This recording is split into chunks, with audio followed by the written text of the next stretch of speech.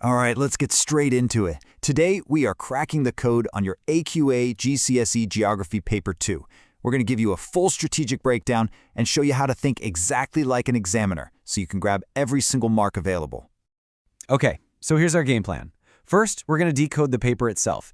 Then we'll look at how to secure those easy, quick win marks. After that, we'll tackle mastering the bigger questions. And finally, I'm going to let you in on the secret to thinking like an examiner and give you an ultimate checklist to take away with you. Ready? Let's do this. You know, looking at the front of this exam paper can feel a little bit intimidating, right? 88 marks. It's a huge chunk of your final grade. But honestly, don't be nervous. This paper, Challenges in the Human Environment, is totally manageable once you understand the rules of the game. And I promise by the end of this, you'll have all the tools you need to feel confident. So, let's get the basics down. You've got 1 hour and 30 minutes to get through 88 marks, and it's all split across 3 sections. You've got Section A on urban issues, Section B covering the changing economic world, and Section C, which is all about resource management. First up, let's decode what you're actually looking at when you open that booklet. Because trust me, understanding the types of questions you're going to face is the first massive step towards smashing it. So your paper is basically marked in 2 completely different ways. First, you've got your point-marked questions. These are the little 1, 2, and 3 markers. Think of them as quick wins. You get a mark for each correct point you make. Nice and simple. Then, you have the levels-marked questions. These are the big challenges, the 4, 6, and 9 markers. And for these, it's not just about ticking off points. The examiner is looking at the overall quality and the structure of your whole answer. And listen to this. This is gold. It's straight from the AQA examiner's report. They're telling us that the students getting the top grades aren't necessarily the ones who've memorized the most stuff. No, they're the ones who can take what they know and apply it to the specific question right there in front of them. That skill is exactly what we're going to focus on today. All right, let's start with those quick wins, the low-hanging fruit. How do you guarantee you bag every single mark on those shorter point-marked questions? So here we have a classic 2-mark question. Outline one problem caused by dereliction in cities. Now, the most important word here is outline. That little word is a huge signal from the examiner. It's telling you that just stating a simple fact isn't going to be enough to get full marks. So how do you get both marks? Let's compare. On the left, we've got a really common mistake. The student has just listed 2 simple statements. That might scrape you 1 mark, but look at the perfect answer on the right. This student makes 1 point, and then, this is the crucial part, they develop it. They say derelict buildings attract rats, which then means they are filled with disease, making them harder to redevelop. It's a chain reaction. Point, then consequence. And this gives us a super simple, repeatable formula. Anytime you see a command word like outline or explain, just remember this. State your point, and then add a development statement. It's that easy. Use connecting phrases like because, so, or which leads to.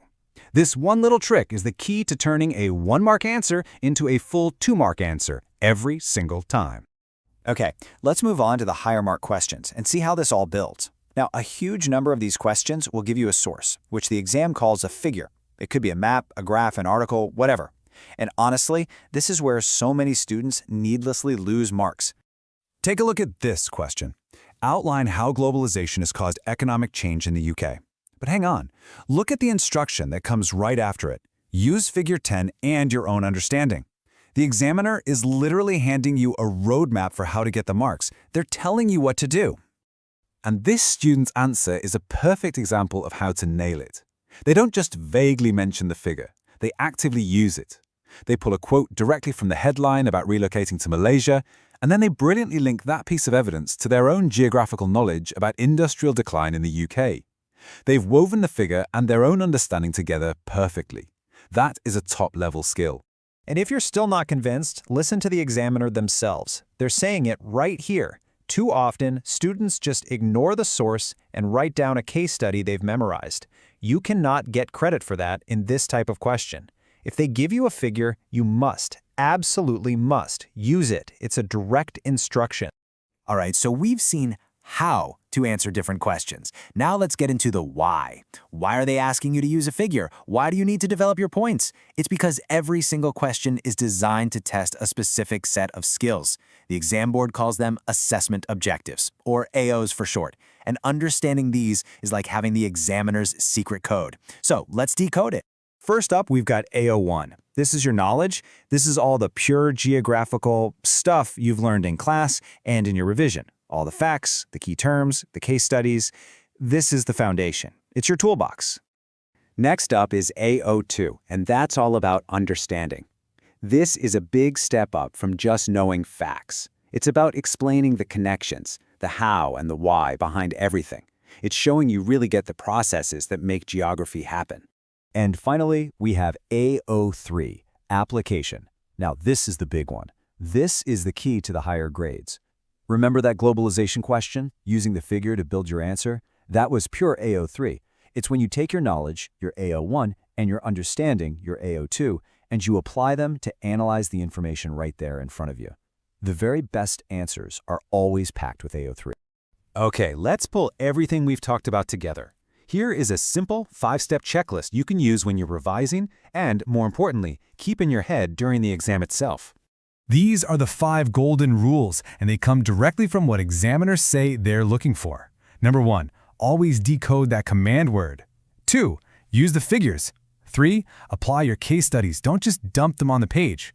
4, double-check any skills questions, maps, graphs, maths. And 5, and this is a big one, answer everything. Never, ever leave a blank. Pause here, take a screenshot. This is your game plan. And just remember this final piece of advice, again from the very people who will be marking your paper. The students who do well are the ones who are prepared to have a go at everything. Even if you're not 100% sure, a good attempt can pick up marks. Confidence and having a clear strategy really do make all the difference. So there you have it. That's the examiner's playbook, completely broken down for you.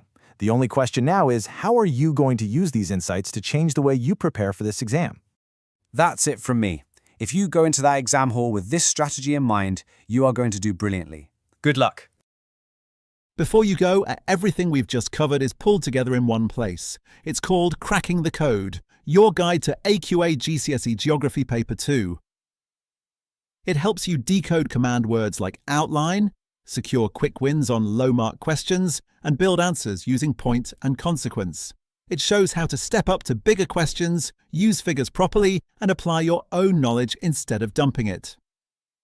It also reminds you what the assessment objectives are really testing, especially application. Under exam pressure, this gives you clear rules, simple structures, and quick prompts to stay focused. Stick it on your wall or keep it on your desk as a daily reference. Scan the QR code or use the link below to get it.